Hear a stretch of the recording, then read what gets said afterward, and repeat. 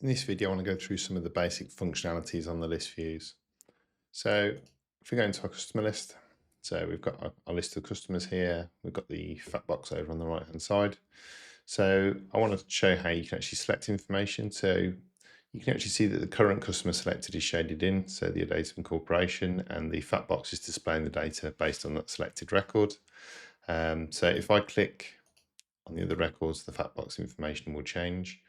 I need to be careful to click somewhere that isn't hyperlinked. So I'm clicking on the name. I could click in responsibility center or contact.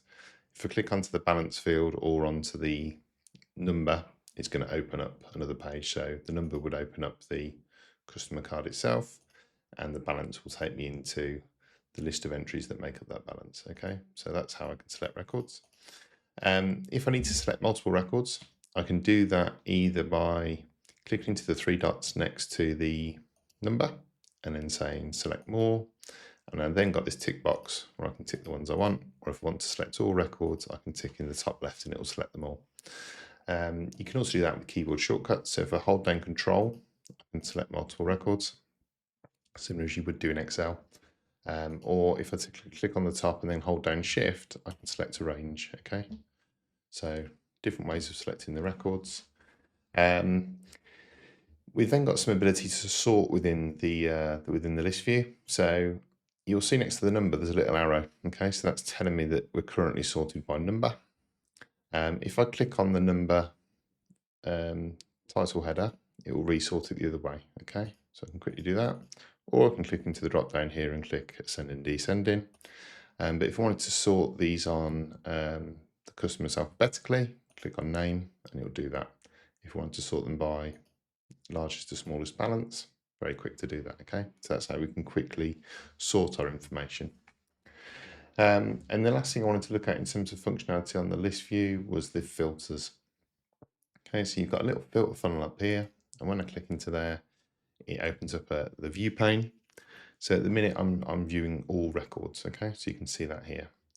So what I can do now is I can add on filters. So if I click into filter, first it's going to show me visible fields. Now visible fields are the ones that are currently in the list view, so they're the ones that are probably most relevant, so I can see those. Underneath that though, you can see available fields, okay, and that will cover every field in the table. Okay, so it's possible to filter on a field I haven't got. So I haven't got currency here. If I start typing currency, it will find currency code, and I could then filter this list view by currency. Okay, I don't have any currency customers in this demo, but I'll put this in anyway. Okay, so that's now a filtered list view of my Euro customers. I can save that. So if we click on save, we'll call that Euro customers. So that filtered view is now saved, and I can come back to it again at a later date.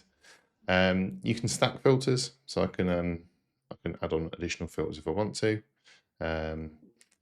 And I can also filter totals by. So as standard, you've got a date filter, but you can also do it by currency, customer group.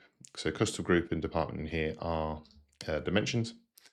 So we can, there are two global dimensions in the demo. But again, I can build up any filters I want. So let's say I also wanted to do, let's filter by, we just minimize this quickly. So if we wanted to filter by balance is greater than 0, so go balance LCY greater than 0, and that's now taking out the 0 balance one. Okay, so I could then save that customers with balance. Okay, so that's now my filter for customers with balance. Now, when you're creating these save views, they are only applicable to you unless an administrator is actually adding these into profiles via profile customization. When we've finished working with the views and we've got the ones that we want, we can close that fat box back down. And handily, they're always available up here. So at the currently we're still on our customers with balance. I can switch to my Euro customers. I can switch back to all. And on all of the list views, there are also some standard views available. Okay, so I could look at block customers, and that's actually an analysis view. Okay, so there's some standard reports that you can jump into as well that Microsoft have provided. Okay, so that's how we can add filters into our views. I hope you found that useful. If you've got any questions on that, feel free to drop them in the comments below. Consider subscribing for future content. And as always, have a great day. Thanks for watching.